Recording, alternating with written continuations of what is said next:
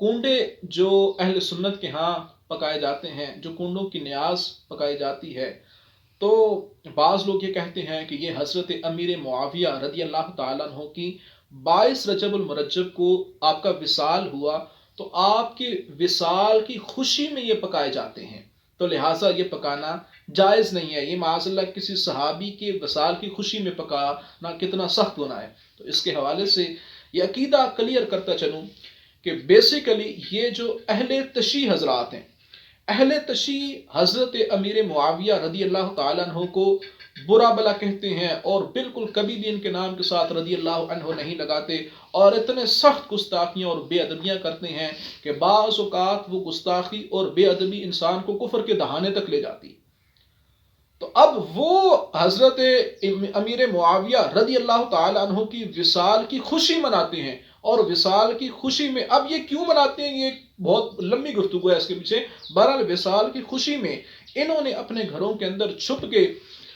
نیاز دی اور مطلب کھانے پکائے، اور اس وقت اہل سنت کا وہاں پہ بہت بڑا ایک مقام تھا، اور بہت زیادہ سنی تھے، تو پھر سنیوں کے ڈر سے انہوں نے سرعام اس کام کو نہیں کیا، اور ابھی بھی اسی طرح اس طرح کے معاملات کرتے ہیں۔ تو اب اگر وہ کریں تو وہ ان کا اپنا معاملہ ہے، اور اس پہ سخت گناہگار ہوں گے، کیونکہ معاذ اللہ کسی صحابی کے وفات ہونے کی خوشی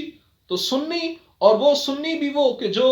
اعلیٰ حضرت امام احمد رضا خان بریلوی رحمۃ اللہ علیہ کے نقش قدم پہ چلنے والا ہو، سنی بھی وہ جو شیخ عبد القادر جیلانی الحسنی والحسینی کو ماننے والے ہوں، جو میرے طریقت کے شیخ میرے امام مولانا محمد الیاس اتار قادری مدظ اللہ العالی کے ماننے والے ہوں، تو میرے طریقت کے شیخ مولانا محمد الیاس اتار قادری مدظ اللہ العالی فرماتے ہیں کہ اپنے گھروں میں 15 رجب کو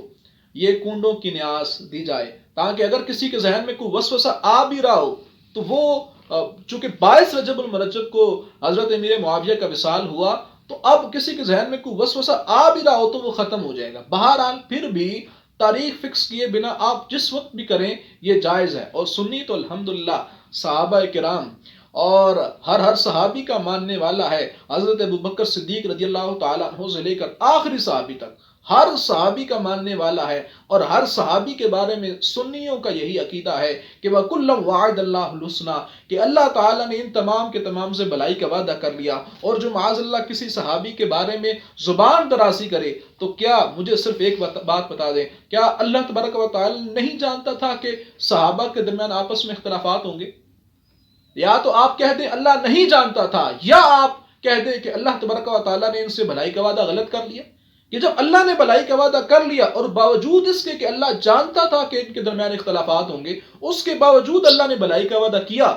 تو ماننا پڑے گا کہ یہ سارے کے سارے وہی ہیں جن کو اللہ بھلائی کا مجدہ سنا چکا ہے۔ اور یہ بڑی طویل بحث ہے، رضی اللہ عنہم ورضوا عنہ، جن سے اللہ راضی ہو گیا، اب ہم منہ اٹھا کے ان کے بارے میں گفتگو کریں تو یہ ہمیں زیب نہیں دیتی۔ جب بھی صحابہ کرام کا نام لیں تو جو سرکار نے فرما دیا کہ لا تسبوا اصحابی، میرے اصحاب کو برا بلا نہ کہو، تو ہمیں چاہیے کہ ہم اسی کے مطابق ان کا نام لیں۔ اور امام جعفر صادق کے نام کی نیاز پکانا بالکل شرعاً جائز ہے، الحمدللہ اہل سنت کے ہاں پکائی جاتی ہے، اور تا قیامت یہ نیازیں پکائی جاتی رہیں گی۔